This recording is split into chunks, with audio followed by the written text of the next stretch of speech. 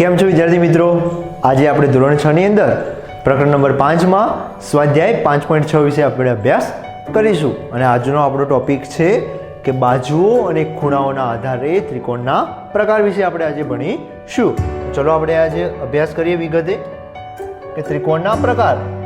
ત્રિકોણના પ્રકાર કેટલા છે? 3. વિષમ બાજુ ત્રિકોણ, સમદ્વિ બાજુ ત્રિકોણ અને સમબાજુ ત્રિકોણ. આ શાના આધારે પ્રકાર પાડ્યા છે? બાજુઓના આધારે. બાજુઓના આધારે 3 પ્રકાર: વિષમ બાજુ, સમદ્વિ બાજુ અને સમબાજુ. તો હવે વિષમ બાજુ કોને કહેવાય? તો કે જેની આની બાજુઓ થાય. પહેલાં તો હું તમને સમજાવી દઉં કે ત્રિકોણ એટલે શું, તમારું કન્ફ્યુઝન પહેલાં દૂર થઈ જાય. તો ત્રિકોણ એ 3 રેખાખંડોથી બનતી બંધ આકૃતિ છે. તમે અહીંયા જોઈ શકો છો કે એક આ રેખાખંડ, એક આ રેખાખંડ અને એક આ રેખાખંડ, એટલે કે 3 રેખાખંડોથી બનતી બંધ આકૃતિને આપણે ત્રિકોણ કહીશું. આ ત્રિકોણની 3 બાજુઓ થશે અને અંદરના આ ત્રિકોણના 3 શું થશે? ખૂણા. તો પરીક્ષામાં પૂછાય કે ત્રિકોણના અંગો કેટલા? તો 6. 3 બાજુ અને 3 ખૂણા. બરોબર છે. તો હવે બાજુઓના આધારે ત્રિકોણના પ્રકાર ભણીએ. એમાં પહેલો પ્રકાર છે વિષમ બાજુ ત્રિકોણ. તો વિષમ બાજુ ત્રિકોણ કોને કહેવાય? તો કે જેની બધી જ બાજુઓના માપ જુદા જુદા એટલે કે અલગ અલગ હોય એને કહીશું વિષમ બાજુ ત્રિકોણ. તમે અહીંયા જોઈ શકો છો કે આ બાજુનું માપ 6 છે, આનું 7 છે અને આનું 8. એટલે કે ત્રણેય બાજુઓના માપ કેવા હોવા જોઈએ? અલગ અલગ. બરોબર છે. એટલે કે ત્રણેય બાજુના માપ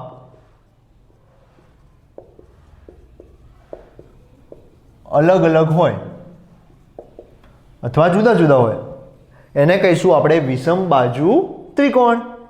ચલો હવે આપણે જોઈએ કે સમદ્વિ. દ્વિ એટલે કેટલી? 2. સમદ્વિ એટલે સમ એટલે કે સમાન, દ્વિ એટલે કે 2. તો કે જેની 2 બાજુઓ સમાન હોય એને આપણે કહીશું સમદ્વિ બાજુ ત્રિકોણ. ચલો આના અંદર તમે જોઈ શકો છો કે આ બાજુ ને આ બાજુ, આ બંને બાજુઓના માપ કેવા છે? સરખા. એટલે ટોટલ કેટલી બાજુઓના માપ સરખા છે? 2. માટે 2 એટલે કે સમદ્વિ બાજુ ત્રિકોણ. એટલે કે 2 બાજુ સમાન હોય એટલે કે જે ત્રિકોણની અંદર 2 બાજુઓ સમાન હોય એને કહીશું આપણે સમદ્વિ બાજુ ત્રિકોણ. બરોબર છે. હવે જોઈએ સમબાજુ.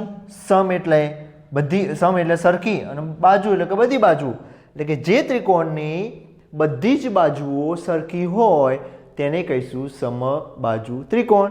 બરોબર છે. તમે જોઈ શકો છો કે આ ત્રિકોણની બધી બાજુ, આનું પણ માપ 6 છે, આનું પણ 6 છે અને આનું પણ 6 છે. ત્રણે 3 બાજુઓના માપ સરખા છે. એટલે કે બધી જ બાજુઓના માપ સરખા, બધી બાજુના માપ સરખા અથવા 3 બાજુના માપ સરખા એવા ત્રિકોણને કહીશું આપણે સમબાજુ ત્રિકોણ. તો એની બાજુઓના આધારે ત્રિકોણના 3 પ્રકાર કયા કયા? વિષમ બાજુ ત્રિકોણ, સમદ્વિ બાજુ ત્રિકોણ અને સમબાજુ ત્રિકોણ. આ એના થયા બાજુઓના આધારે પ્રકાર. હવે આપણે જોઈશું કે ખૂણાના આધારે પ્રકાર. ખૂણાના આધારે પણ 3 પ્રકાર છે: લઘુકોણ ત્રિકોણ, કાટકોણ ત્રિકોણ અને ગુરુકોણ ત્રિકોણ. તો લઘુકોણ ત્રિકોણ કોને કહેવાય? તો કે જે ત્રિકોણની અંદર ખૂણાઓનું માપ 90 અંશ કરતાં ઓછું હોય. 3 ખૂણાઓનું માપ 90 થી કેવું હોવું જોઈએ? ઓછું. તમે જોઈ શકો છો કે આ ખૂણાનું માપ 70 છે, આનું 60 છે અને આનું 50 છે. કોઈ પણ ખૂણાનું માપ 90 છે નહીં. એટલે કે જે ખૂણાઓનું માપ 90 થી ઓછું હોય, 90 થી વધારે પણ ના હોવું જોઈએ, 90 થી કેવું હોવું જોઈએ? ઓછું. 90 પણ ના હોવું જોઈએ. જો 90 થી ઓછું હોય બધા ખૂણાઓનું માપ, તો એવા ત્રિકોણને આપણે કયો ત્રિકોણ કહીશું? લઘુકોણ ત્રિકોણ કહીએ છીએ. આ એના ખૂણાઓના આધારે આપણે નામ આપ્યું. હવે કાટકોણ ત્રિકોણ. કાટકોણ ત્રિકોણ કોને કહેવાય? તો ત્રિકોણના 3 ખૂણાઓમાંથી કોઈ પણ એક ખૂણાનું માપ, ત્રિકોણના 3 ખૂણાઓમાંથી કોઈ પણ એક જ ખૂણાનું માપ જો 90 અંશ હોય તો એવા ત્રિકોણને આપણે કાટકોણ ત્રિકોણ કહીશું. એટલે પરીક્ષામાં પૂછાય કે કાટકોણ ત્રિકોણની અંદર કાટકોણ ત્રિકોણ કોને કહેવાય અથવા કેટલું માપ હોય તો એને કાટકોણ ત્રિકોણ કહેવાય? તો જે ખૂણાનું માપ 90 અંશ હોય એને આપણે કાટકોણ ત્રિકોણ કહીશું. હવે જોઈએ આપણે ગુરુકોણ. તો ગુરુકોણ કોને કહેવાય? તો કે જે ત્રિકોણની અંદર 3 ખૂણાઓમાંથી કોઈ પણ એક ખૂણાનું માપ 90 કરતાં વધારે હોવું જોઈએ. કોઈ પણ એક, બધાનું કહેતો નથી હું, કોઈ પણ એક ખૂણાનું માપ જો 90 થી વધારે હોય તો એને આપણે કહીશું ગુરુકોણ. અહીંયા જોઈ શકો છો કે આ ખૂણાનું માપ 110 છે. માટે આ ત્રિકોણ કેવો બનશે? ગુરુકોણ ત્રિકોણ બને છે. હવે આપણે અહીંયા આપણને આકૃતિ આપેલી છે તો આકૃતિના આધારે અને એની બાજુઓના આધારે એના ખૂણાઓના આધારે આપણે એનું વર્ગીકરણ કરીએ. તો જોઈ શકો છો કે આપણે પહેલે બાજુઓના આધારે જોઈએ તો અહીંયા બધાની બાજુઓ કેવી છે તમે જુઓ. આની અંદર આ બંને બાજુઓ કેવી આપેલી આપણને સરખી, પણ આપણે એમ સમજી લઈએ ઉદાહરણ તરીકે એક બાજુનું માપ અલગ લઈ લઈએ. ચલો આ કરી દઈએ આપણે 6, તો આનું માપ 8 સેમી, 5 સેમી, આનું કેટલું 6 સેમી. એટલે 3 બાજુના માપ કેવા થયા અલગ અલગ. જો 3 બાજુઓના માપ અલગ તો બાજુઓના આધારે કેવો ત્રિકોણ કહેવાય વિષમ બાજુ ત્રિકોણ. તો બાજુના આધારે વિષમ બાજુ ત્રિકોણ કહીશું. ચલો હવે ખૂણાઓના આધારે તમે જોઈ શકો છો કે આમાં કોઈ પણ ખૂણો 90° છે નહીં, કે 90 થી વધારે પણ તમને દેખાતો નથી. તમે ખૂણાને અનુમાન લગાવી શકો, આમ તો માપવું પડે પણ અહીંયા એવું કીધું છે બુકની અંદર કે અનુમાનના આધારે. તો તમે અનુમાનથી જોઈ શકો છો કે કોઈ ખૂણો 90° છે નહીં કે 90 થી વધારે પણ છે નહીં. માટે આ કેવો ત્રિકોણ બનશે લઘુકોણ ત્રિકોણ. અને એક વસ્તુ ખાસ યાદ રાખજો કે કોઈ પણ ત્રિકોણની અંદર બે ખૂણા ફરજિયાત લઘુકોણ હોય જ છે, આ યાદ રાખવાનું. હવે બીજું જોઈએ કે આના અંદર તમે જોઈ શકો છો કે બંને બાજુઓના માપ કેવા છે સરખા. જો બે બાજુઓના માપ સરખા હોય તો એને કહીશું સમદ્વિ બાજુ ત્રિકોણ. કેવું ત્રિકોણ કહીશું સમદ્વિ બાજુ ત્રિકોણ.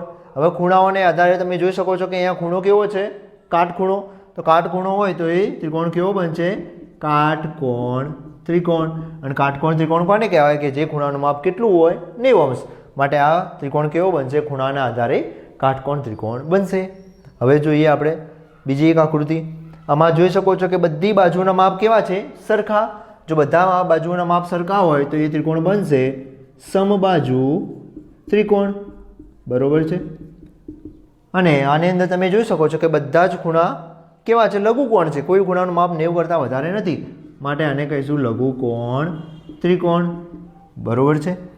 હવે છેલ્લી આકૃતિ જોઈએ કે એની અંદર તમે જોઈ શકો છો કે બધી બાજુના માપ અલગ અલગ છે. અલગ અલગ હોય તો તમે ખબર છે અલગ અલગ હોય તો કઈ ત્રિકોણ કહેવાય વિષમ બાજુ ત્રિકોણ. અને ખૂણા તમે જોઈ શકો છો કે આ ખૂણાનું માપ 90 થી કેવું દેખાય છે વધારે. વધારે હોય તો એ ત્રિકોણને આપણે કહીશું ગુરુકોણ ત્રિકોણ. બરોબર છે. તો આપણે આની અંદર જોયું કે ત્રિકોણના 3 ખૂણા 3 બાજુઓ હોય. બાજુના આધારે ત્રિકોણના 3 પ્રકાર આપણે વિષમ બાજુ ત્રિકોણ, સમદ્વિ બાજુ ત્રિકોણ અને સમબાજુ ત્રિકોણ. ખૂણાઓના આધારે 3 પ્રકાર લઘુકોણ ત્રિકોણ, કાટકોણ ત્રિકોણ અને ગુરુકોણ ત્રિકોણ. તો વિદ્યાર્થી મિત્રો તમને પણ મજા આવી છે તો પ્રયત્ન કરો ની અંદર જઈને સ્વાધ્યાય 5.6 વધુ તમે અભ્યાસ કરો. એકદમ સરળ છે, તમને પણ આવડી જશે. અને જો તમને પણ મજા આવી હોય તો તમારા જે મિત્રો જે ધોરણ 6 થી 8માં અભ્યાસ કરે છે એમને પણ આ ચેનલ સબસ્ક્રાઈબ કરાવો જેથી એમને પણ લાભ મળે.